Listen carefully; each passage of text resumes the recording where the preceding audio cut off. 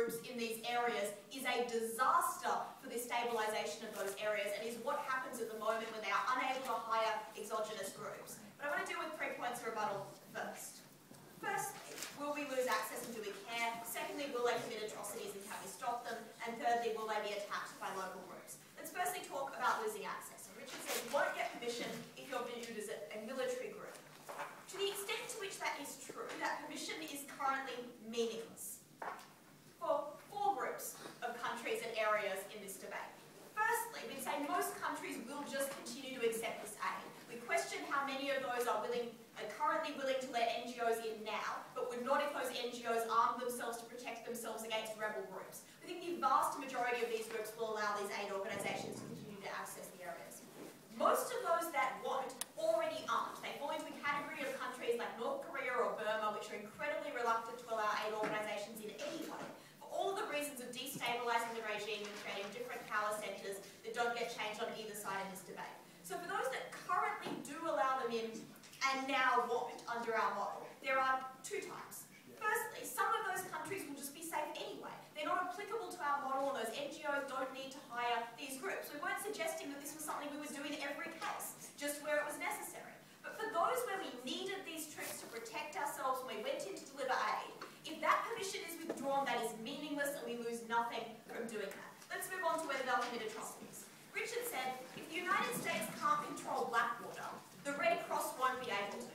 That ignored the very different incentives that Kiran explained in this speech. In fact, failed to address them at all. There is a very different alignment of incentives.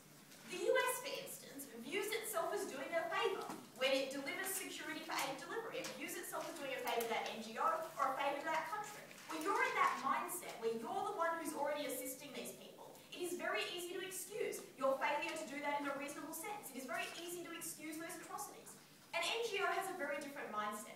NGO and aid organisations are there to create the best possible outcome for the local people. They view atrocities in a very different way.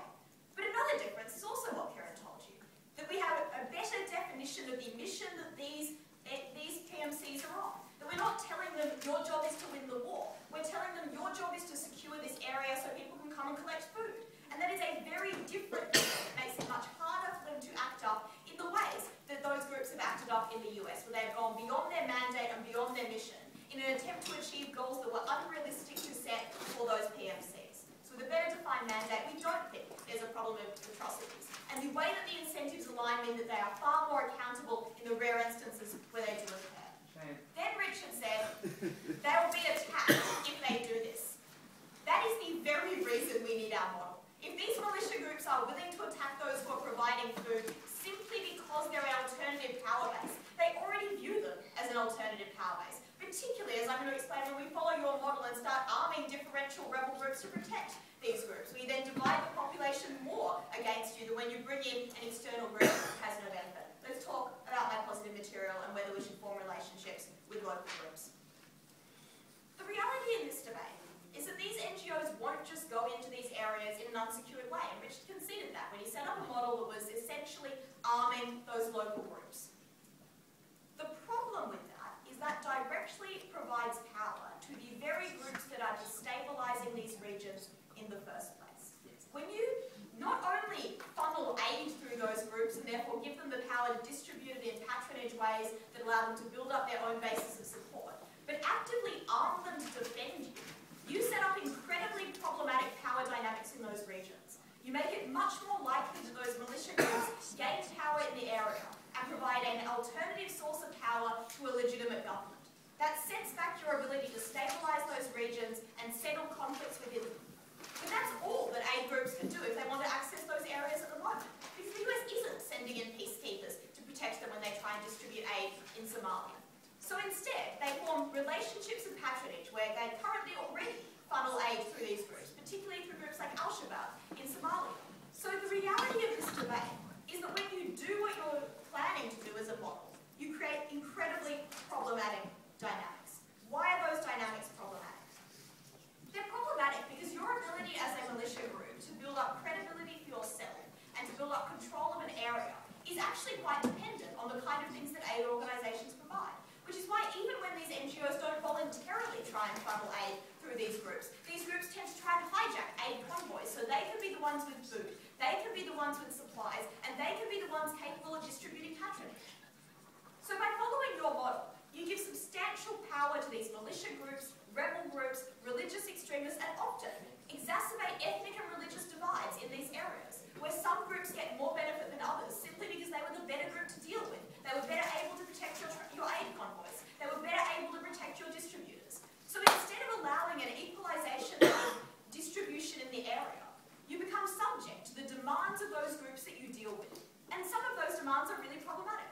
So many of the groups that assist in the distribution of aid in Somalia set conditions about who it can be distributed to, require that it only be distributed to the groups that they choose. We saw this in Pakistan with the distribution of aid after floods, where the local militias and groups in the area said, you can only come in and distribute this aid if you do it in the way that we want you to, and we won't protect you if you give it to people we don't want you to give it to.